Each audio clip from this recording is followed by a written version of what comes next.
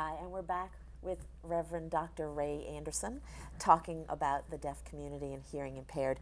You're just so fascinating. I hate to take a break, but I promised the viewers something so remarkable that they would want to stay tuned. And to me, this is remarkable, although to you, I guess it isn't so much.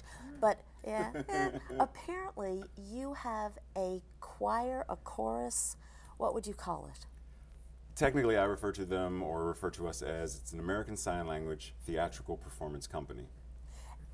And what does that mean? Do you, because this isn't just interpreting, this Correct. isn't just people who stand at the side of the stage at a Broadway show or something like that. This is a full-on production by people strictly signing? Yes. So the name of the group is Believe, which is an acronym: Being Empowered, Living Inspired, Exemplifying Victory Every Day. So many years ago, there was an American Sign Language performance group that did music in Pittsburgh, and I wanted to join them. So I went and spoke to the people, and they said, no, don't want you. So I said, okay. Went to another one, and the guy said, I'm the only man in the group, and I'm going to stay the only man in the group. Oh. So I said, oh, okay, thank you very much. Went to another one and was told, I don't know you, you're not one of my former students, I don't want you. Oh, okay. So I went back to my teacher, Karen, and said, Karen, none of them will let me join. And she said, you're good enough, start your own. So I started my own performance company.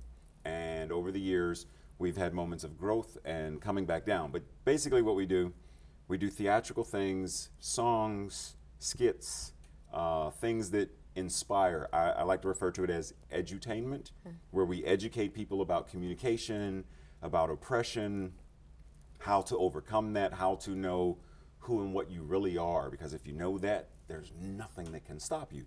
So we perform at various community events. We've performed at various churches, schools. I mean, we were recently at the Delaware School for the Deaf performing for their community day. Yeah, so we do all kinds of things. So you perform just for deaf audiences or for hearing audiences as well? Both. We've performed for all deaf. We've performed at Gallaudet. We've performed for all hearing, and there were no deaf, because once again, it's about opening the lines of saying, how many of you know sign language? None of you. Okay, so this is your introduction to that. Let us show you what this looks like. Let us show you what you can do with this. Now, when you do meet a deaf person, you don't have to just sit there and stare and, look, they're deaf people. Yeah. You actually learn how to say hello. You actually learn how to say, how are you? And then you can start to facilitate communication. You don't see them as those people. You see them as our people, our community, part of our community. Right.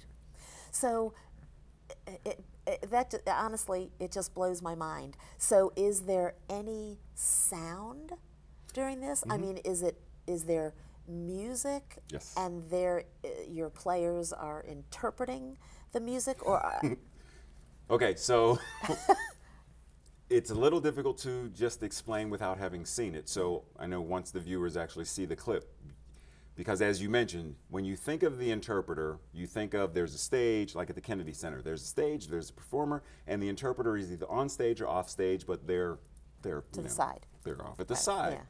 And what we do is we're the performer.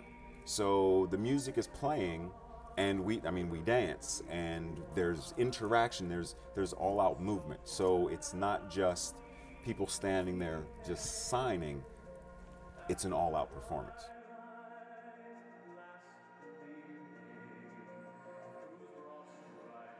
Dance, yeah. When I was telling some of my coworkers about your company, never having seen it, not really knowing, they said, a couple of them said, well, so they must do the players feel the vibration and move to the vibration. Is that the way it works? So previously we've had, at different times, we've had deaf members in the group. Some of them were Gallaudet students who have graduated and gone off to become social workers and psychologists in their own right. So when we have deaf members in the group, the music it has to be loud enough for them to feel the beat and rhythm of the music. Are there certain, I know people tend to think that, you know, if you're speaking to somebody who does not speak English as a first language, that if you just speak louder, that makes them understand, which of course is ridiculous, but we all tend to do it, unfortunately.